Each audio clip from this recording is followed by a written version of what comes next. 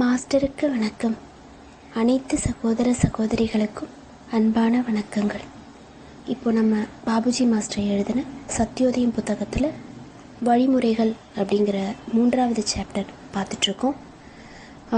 அதில் இன்றைக்கி page number 26, 27 இதில் மாஸ்டர் என்ன சொல்லியிருக்காங்க அப்படிங்கிறத பற்றி பார்க்கலாம். நம்மளுடைய மனம், அறிவு இது ரெண்டுமே நிறைய, அதாவது பல்வேறு விதமான ஒரு செயல்திறன்களை கொண்டுள்ளன அப்படின்னு சொல்கிறாங்க. எப்படின்னா அது எப்போவுமே ஏதோ ஒரு செயலில் ஈடுபட்டுக்கிட்டே இருக்குது. அப்போ ஃபுல் ஆக்டிவேஷன்லேயே இருக்குது. மனம் அப்படிங்கிறது சரீரத்தினுடைய செயல்கள் எல்லாத்தையுமே நிர்ணயிக்குது.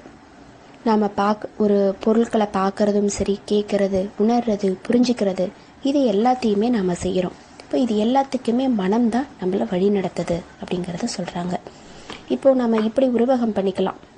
5 குதிரைகள், அதுக்கு பின்னாடி இருக்கிற 5 கடிவாளங்கள், அப்புறம் அதை வழி நடத்தக்கூடிய ஒரு தேரோட்டி, பின்னாடி இருக்கிற ஒரு எஜமானர். இப்போது இதை நம்ம உருவகம் பண்ணிக்கும்போது அந்த 5 குதிரைகள் அப்படிங்கிறது நமக்குள்ளே நம்ம செயல்படுத்துகிற அந்த 5 புலன்கள், அதாவது வெளிப்புறமாக இருக்கிற அந்த கடினத்தன்மை கொண்ட புலன்கள். அந்த 5 கடிவாளங்கள் அப்படிங்கிறது நமக்கு அது உள்ளே இருக்கிற அந்த நுட்பமான புலன்கள் அப்படின்னு சொல்லலாம். ஒரு தேரோட்டி அப்படின்னு சொல்லக்கூடியது நம்மளுடைய புத்தி.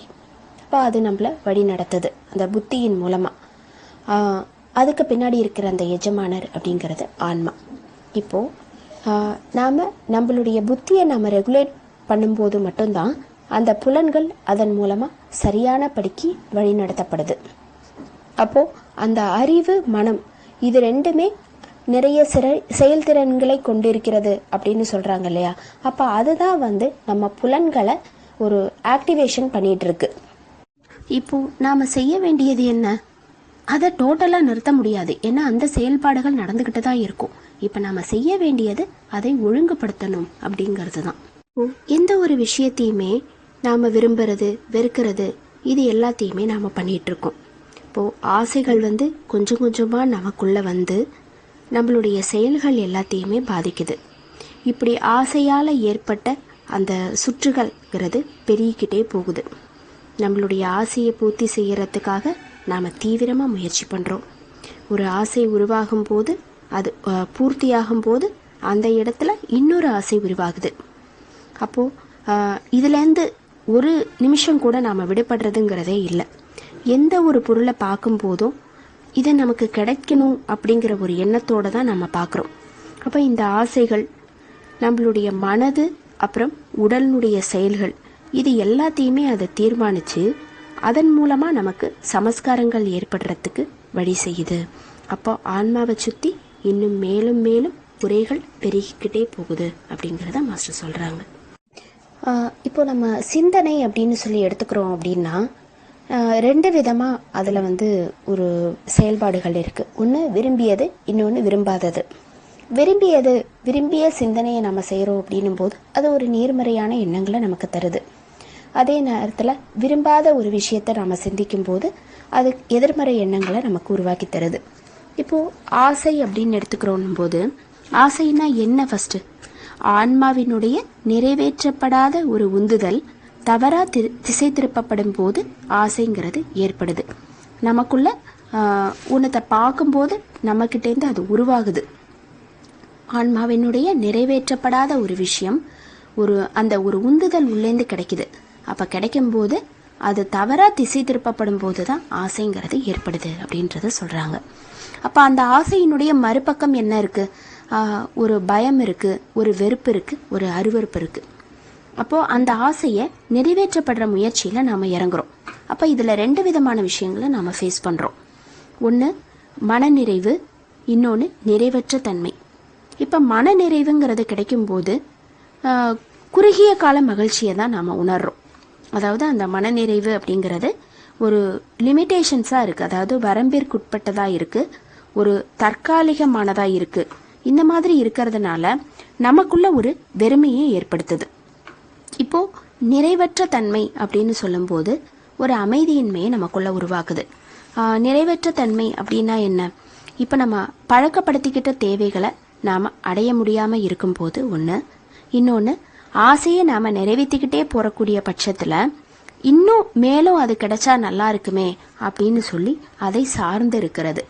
இப்போது இந்த மாதிரி ஆசையினுடைய ஒரு பேக்கேஜுங்கிறது வளர்ந்துக்கிட்டே தான் போகுது. ஒன்று ஆரம்பிக்கிற இடத்துல அதை நிறைவேற்றுறதுக்கு முயற்சி பண்ணுறோம். அப்போ அதில் பலவிதமான விஷயங்களை ஃபேஸ் பண்ணுறோம். சரி, இந்த ஆசையை நாம் நிறைவேற்றிக்கிட்டோம் அப்படின்னு சொல்லி நினைக்கக்கூடிய நேரத்தில் அதை பூர்த்தியாகிற இடத்துல அடுத்த ஆசை உருவாகுது. அப்போது இதன் மூலமாக நமக்குள்ள ஒரு பயம், கோபம், முன்கணிப்பு, இந்த மாதிரியான பல விஷயங்கள் நமக்குள்ள கிரியேட் ஆகுது. இப்போ இந்த மாதிரி தான் நாம் உரைகளை சுற்றிக்கிட்டே போயிட்டுருக்கோம். இது எல்லாமே நமக்கு ஒரு கடினத்தன்மைகளாக உருவாகிக்கிட்டு இருக்கு. அப்போ அதுதான் சமஸ்காரங்கள் அப்படிங்கிறத மாஸ்டர் சொல்கிறாங்க. இப்போது ஓரொரு கணமும் நாம் புது புது ஆசைகளையும் அதை பூர்த்தி செய்யறதுக்காக நாம் எடுக்கிற முயற்சியும் தொடர்ந்துக்கிட்டே இருக்குது. இந்த மாதிரி அது வளர்ந்துக்கிட்டே இருக்குது. அப்போது இதனுடைய பதிவுகள் எல்லாமே நம்மளுடைய காரண சரீரத்தில் இருக்குது அப்படிங்கிறத சொல்கிறாங்க. அதாவது ஆன்மாவை சுற்றி அந்த பதிவுகளாக உருவாகுது. இப்போ நாம் இதை போகத்தின் மூலமாக அனுபவித்து தீர்க்கும் வரைக்கும் அது மறையறதில்லை. அப்போது போகம் அப்படின்னா என்ன? அனுபவங்கள், நம்ம வாழ்க்கையில் நாம் சந்திக்கக்கூடிய அனுபவங்கள், அது இன்பம் துன்பம் இது எல்லாமே கலந்தது. கடினத்தன்மையை நம்மளுடைய அமைப்பிலேருந்து வெளியேற்றக்கூடிய ஒரு இயற்கையினுடைய வழிமுறை, அதாவது பதிவுகளை நீக்கக்கூடிய இயற்கையினுடைய வழிமுறை, ஒரு செயல்முறை அப்படிங்கிறத சொல்கிறாங்க. இயற்கை நமக்கு இந்த மாதிரி ஒரு அழகான ஒரு அற்புதமான விஷயத்தை நமக்கு போகத்தின் மூலமாக வெளியேற்றக்கூடிய ஒரு நிகழ்வை ஏற்படுத்தி கொடுத்துருக்கு. இப்போது ஓரொரு நேரமும் நாம் சேர்த்துக்கிட்டு இருக்கிற அந்த சமஸ்காரங்கள் எல்லாமே வாழ்நாள் முழுவதிலும் கூட போகமாக நாம் தீர்த்து அனுபவிக்க முடியறதில்ல அப்படிங்கிறத சொல்கிறாங்க. இந்த மாதிரி நம்மளுடைய வாழ்க்கையினுடைய முடிவுக்கு நாம் வரும்போது நமக்குள்ள இன்னுமே அந்த சமஸ்காரங்கள் அப்படிங்கிறது இருக்க தான் செய்யுது. அப்போது இந்த சமஸ்காரங்களுடைய போகத்தை நாம் ஃபுல்லாகவே அனுபவிக்கிறதுக்கு ஒரு வாய்ப்பை கொடுக்கணும் அப்படிங்கிறது தான் மறுபிறப்பு அப்படிங்கிறதுக்கு காரணமாக இருக்குது. ஏன்னா போகம் அப்படிங்கிறது ஒரு ஸ்லோ ப்ராசஸ். அப்போ அதை இந்த பிறவியில் நாம் அந்த சமஸ்காரங்களை போகத்தின் மூலமாக அனுபவித்து தீர்க்கிறதுங்கிறது முடியாத ஒரு விஷயம். ஏன்னா அது கொஞ்சம் கொஞ்சமாக தான் வெளியில் போகுது போகத்தின் மூலமாக. அப்போது அதை இந்த பிறவியில் நாம் அனுபவித்து தீர்க்க முடியாததுனால அடுத்த பிறவிங்கிறதுக்கு அது காரணமாக இருக்குது. இப்போது நாம் இந்த டைமில் நாம் என்ன பண்ணுறோம்? அதை அனுபவித்து தீர்க்கிறதுக்கு, அதை முடிக்கிறதுக்கு பதிலாக நாம் அதை விட அதிகமான விஷயங்களை நாம் சேர்த்துக்கிட்டே இருக்கோம் அப்படின்னு சொல்கிறாங்க. எப்படி அப்படின்னும் போது அந்த போகத்தின் மூலமாக ஒரு இன்பமாகட்டும் துன்பமாகட்டும் சரி, அது நம்ம அமைப்பிலேருந்து அது வெளியில் போகுது ஏதோ ஒரு செயல்கள் மூலமாக. நாம் அந்த நேரத்தில் என்ன பண்ணுறோம்? எதிர்ச்செயல் ஆடுறோம். நமக்கு ஏன் இந்த மாதிரி நடக்குது அப்படின்னு சொல்லி எல்லாத்துக்குமே ஒரு எதிர்வினைகள் புரிய ஆரம்பிக்கிறோம். இப்போ இந்த மாதிரி எதிர்வினைகள் புரியறது அப்படிங்கிறது ஒரு பக்கம் பெருக்கிக்கிட்டே இருக்கும்போது பக்கத்துலேயே நம்ம இன்னொரு கையாலேயே குப்பையை போட்டுக்கிட்டே வர்ற மாதிரி அப்படின்னு சொல்கிறாங்க. அப்போ அந்த எதிர்வினைகள்ங்கிறது நமக்குள்ள மறுபடியும் அந்த பதிவுகளாக உருமாறிக்கிட்டே இருக்குது. அப்போ ஒரு பக்கம் போகம் அப்படிங்கிறது மூலமாக வெளியில் போனாலுமே இன்னொரு பக்கம் நம்ம பதிவுகளை சேர்த்துக்கிட்டே இருக்கோம். அப்போ அதனால தான் நம்ம இந்த ஜென்மத்தில் நம்மளால் அதை தீர்க்க முடியல அப்படிங்கிறத சொல்கிறாங்க. நம்மளுடைய கஷ்டத்தினாலும் துன்பத்தினாலும் நம்மளுடைய ஆன்மீக பாதையில் இன்னொரு பெரும் தடை அப்படிங்கிறது ஏற்படுது. இப்போது நிறைய பேர் உலகத்தில் என்ன பண்ணுறோம்? நமக்கு நிறைய கஷ்டங்கள் வருது அப்படின்னு சொல்லி ரொம்ப புலம்புறோம். அதுலேருந்து நம்ம விடுபடணும் அப்படின்னு சொல்லி நினைக்கிறோம். அப்போது அதுக்கான முறைகள் எல்லாத்தையுமே நாம் அலட்சியப்படுத்துகிறோம். ஆசைகளை பூர்த்தி செய்கிறதின் மூலம் தான் நம்மளுடைய துன்பங்கள் எல்லாத்தையுமே விளக்க முடியும் அப்படின்னு சொல்லி நாம் நினைக்கிறோம். ஆனால் இது பிரச்சனைக்கான பரிகாரம் அல்ல அப்படின்னு சொல்கிறாங்க. பொதுவாக துன்பங்கள் அப்படிங்கிறது வெறுக்கத்தக்கவையாக நினைக்கப்படுறது. ஆனால் துன்பங்களை நாமளாவே தேடி அடைந்து அதை கடவுளுடைய வரங்களாக நினைத்து அதுக்காக கடவுள்கிட்ட பிரார்த்தனை செய்த ஞானிகள் கூட இருக்கிறாங்க. துன்பங்கள் அப்படிங்கிறதுனுடைய மூலத்தை நாம் ஆராய்ந்து பார்க்குறோம் அப்படின்னும் போது அதுக்கான ரகசியம் நமக்கு தெளிவாக தெரியும் அப்படிங்கிறத மாஸ்டர் சொல்கிறாங்க. இப்போ இதில் நியமம் 5 நம்ம ஞாபகம் எடுத்துக்கலாம்.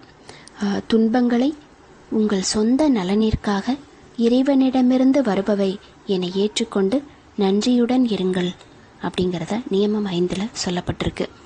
அப்போது அந்த துன்பங்கள் அப்படிங்கிறது நம்மளுடைய நம்மளுடைய சமஸ்காரங்களை போகத்தின் மூலமாக தீர்க்கப்படக்கூடிய ஒரு விஷயம்.